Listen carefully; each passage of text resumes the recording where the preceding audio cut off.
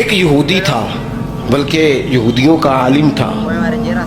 اس نے ایک دن حضرت بلال حبشی سے کہا کہ مجھے پتہ چلا ہے کہ آپ حضور کے مہمانوں کے لیے سارے بندوبست کرتے ہیں اور بعض اوقات آپ قرض بھی لیتے ہیں، تو میرے پاس کچھ اضافی پیسے پڑے ہوتے ہیں، مجھ سے قرضہ لے لینا. حضرت بلال نے کہا ٹھیک ہے، قرضہ اس سے لے لیا. ایک مقررہ میعاد، ایک وعدہ اس کے ساتھ طے ہو گیا. سیدنا بلال حبشی رضی اللہ تعالیٰ عنہ نے وہ پیسے لا کے مہمانوں پر خرچ کر دیے. ابھی اس وعدے میں نا پیسے لوٹانے میں کچھ دن باقی تھے. نبی کریم علیہ السلام، سیدنا فاروق اعظم، چند اور صحابہ مدینہ منورہ کے ایک چوک میں موجود تھے، تو وہ یہودی مطالبہ کرنے آ گیا. آپ کو میری پوری بات کی سمجھ آ رہی ہے؟ یعنی ابھی جو معاہدہ ہے، جو طے شدہ تاریخ ہے، اس میں دن باقی ہیں. اس نے آ کے کہا میرے پیسے دیں. تو نبی پاک علیہ السلام نے فرمایا ابھی تو وعدے میں وقت باقی ہے. اس نے معاذ اللہ سخت باتیں کرنی شروع کر دی، سخت. اب آپ کے پاس دلیل بھی ہو، آپ سچے بھی ہوں، وعدے میں ٹائم بھی ہو، تو کسی کی سخت بات سنی جاتی ہے. اور جہاں بھائی وعدہ آئے گا تو دیکھی جائے گی تیری اتنی ضرورت. اب جب اس نے سخت بات کی تو سیدنا عمر فاروق نے تلوار پہ ہاتھ رکھا. حضرت عمر ہے نا، شیر ہے نا اللہ رسول کے، ہاتھ رکھا تلوار پر. نبی پاک علیہ السلام نے فرمایا عمر جلدی نہ کر. بڑی بردباری سے، حلیمی سے، اطمینان سے، سکون سے. حضور فرمانے لگے عمر اس نے پیسے لینے ہیں، وہ مطالبہ کر سکتا ہے، تمہیں چاہیے تھا کہ تم اسے کہتے ذرا نرمی کر، مجھے کہتے پیسے ادا کر دے. حضور فرمانے لگے اب اس طرح کرو، اس کے ساتھ جاؤ، فلاں جگہ کھجوریں پڑی ہیں، جتنا اس کا قرض ہے اتنی کھجوریں تول کے دے دو، اور یہ جو تم نے تلوار پہ ہاتھ رکھا ہے نا، اسے ڈرایا ہے، تھوڑی کھجوریں زیادہ بھی دے دینا. آپ کا بردبار ہونا، حلیم الطبع ہونا، مزاج میں ٹھہراؤ ہونا، سکون ہونا، یہ بڑا بندے کو نا وفادار بنا دیتا ہے.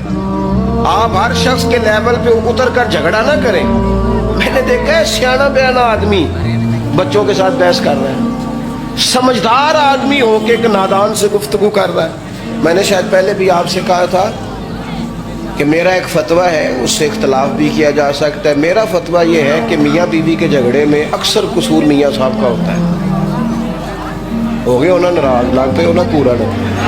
ہاں میں نے پتا سی یہ جتنے ہی فتویٰ دیتے اتنے ہی حال ہویا ہے. میاں بیوی کے جھگڑے میں نا زیادہ تر غلطی میاں صاحب کی ہوتی ہے. کیوں بھلا؟ اس لیے کہ عورت بیچاری کی عقل ناقص ہے، اس کی آدھی ہے، وہ پورا سوچنا بھی چاہے تو شعوری طاقت اتنی بلند نہیں. تو میاں صاحب کی تو پوری ہے نا، تو پھر جھگڑا ختم کس نے کرنا تھا؟ تو جی میاں صاحب آ کر تینوں آج ٹھیک کر کے چھٹ گئے، تو یہ تو غلط بات ہے نا بھائی.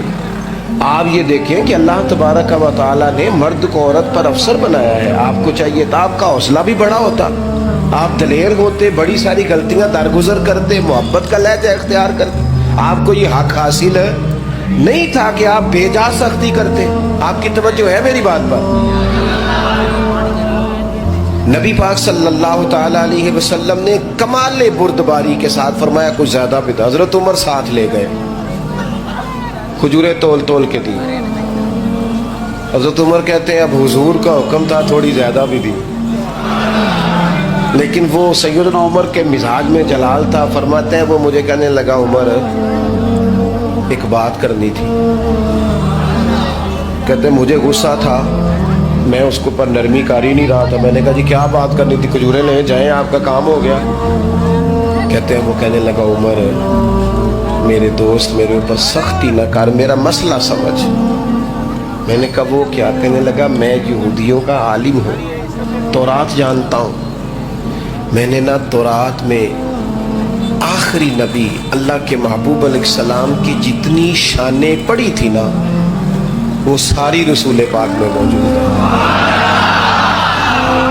ایک شان میں نے یہ حضور کی پڑھی تھی کہ وہ بڑے حلیم ہوں گے، بڑے بردبار ہوں گے، ان کے مزاج میں کمال حوصلہ ہوگا، اور جتنا جتنا کوئی جہالت کرتا جائے گا محبوب کی بردباری اتنی بڑھتی جائے گی.